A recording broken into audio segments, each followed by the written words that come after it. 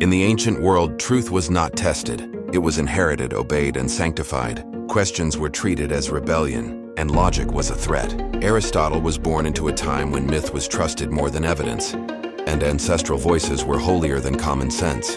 But he arrived carrying a weapon the world had never seen before. Way of thinking that bowed not to stories, only to reason. In Athens, Plato's students listened to tales of eternal forms and shadowed realities. Some accepted them, some admired them, but Aristotle began to ask, if all this is merely shadow, where does true form come from? If nature is just an imitation, why does it obey laws we can study? He walked through markets, harbors, fields, and shores, studying living reality, not perfect ideas floating in the sky of thought. He opened animal bodies, counted bones, observed motion, recorded change. For him, truth did not descend from heaven. It had to be found in the dirt. He rejected belief without testing. He distrusted stories immune to criticism. He dismantled every claim with one simple question: does this make sense? And the world did not like him. Priests were confused. Politicians were furious. Old teachers were offended. Logic was seen as cold. Questions were seen as destructive. And Aristotle earned a name: disruptor of order. He did not burn temples. He did not raise weapons. He only asked. And that was enough to make him dangerous. Ironically, the world that tried to silence him only amplified him. Because logic is not a rebel's voice. It is a civilization-breaking machine. Traditions collapse not from wars, but from a single sentence. Prove it. And that was Aristotle's revolution. Not every sin is written in scripture. Some are born from the mouths of those who ask. In ancient Greece, people did not question lightning. It was the anger of gods. They did not investigate disease. It was divine punishment. Answers existed long before questions were allowed. Aristotle reversed this order. He treated the world not as sacred text, but as a puzzle. When rain fell, he did not pray. He observed. When fire burned, he did not chant. He analyzed. When people fell ill, he did not worship. He recorded symptoms. He wrote that everything has a cause, and causes are not holy mysteries, but logical chains that can be traced. He crafted questions like traps for truth, luring answers out of faith into fact, and that was dangerous. He was called the man who embarrassed the gods.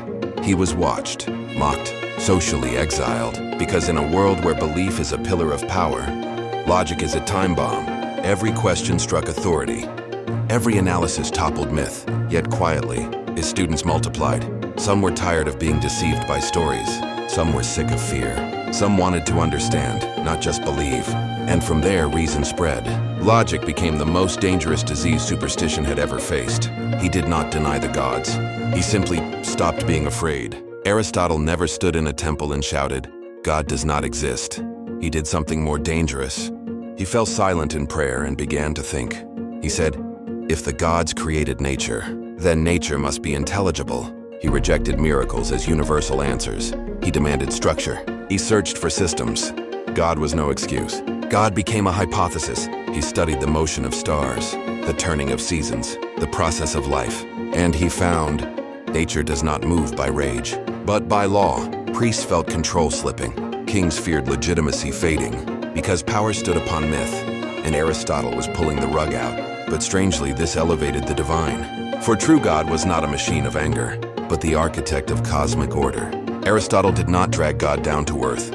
He raised God into the structure of the universe. Stories comfort, logic disturbs. Stories are inherited, logic is tested. In myths, everything fits neatly. In Aristotle's thinking, everything is dismantled. He challenged legends of elements. He dissected claims of the soul. He turned rumor into hypothesis. The more he taught, the more the world split. Those who loved comfort opposed him. Those hungry for truth followed him. And from that moment, the world divided not between good and evil, but between thought and surrender. Before humans built machines, Aristotle built the mechanism of the mind. He saw that humans do not merely think, they think in patterns, and patterns can be learned. He mapped thinking like invisible mechanics: premise, conclusion, cause, effect. He discovered the mind had structure. When it breaks, even good intentions mislead. He created syllogism, formulas of thought. If A is true and B is true, then C must follow. To him, logic was an engine inside the skull. Not who speaks matters, but what can be proven. He taught, elegant words can deceive. Clean arguments rarely do.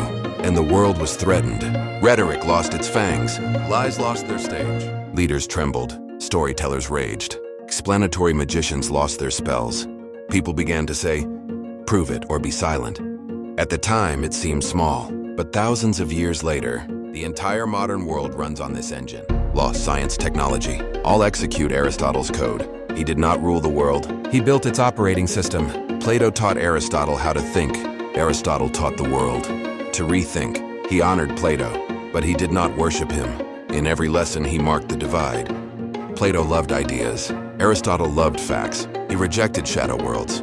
He chose a world that bled, breathed, and changed. He built his school not from towers of thought, but from roads and shorelines. He was branded a traitor. To challenge one's teacher in Greek culture was intellectual treason. But this student would give the world more than philosophy. He turned philosophy into method, not mythology. Knowledge does not always save. Sometimes it conquers. Aristotle's logic changed how humans go to war, not blindly attacking, but calculating. Battle formations mirrored logic. Politics resembled chess. Leaders planned consequences long before swords rose. But knowledge has no morals. It can build homes or flatten them.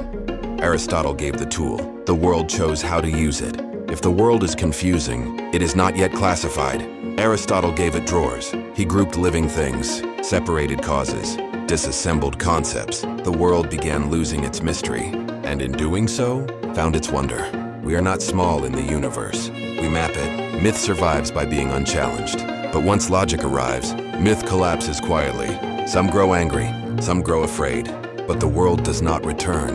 Awareness cannot be erased. He has long been dead, but his thinking leads. Every modern question begins with one habit. Do not believe without proof. The revolution of civilization did not begin with armies, but with one man brave enough to ask,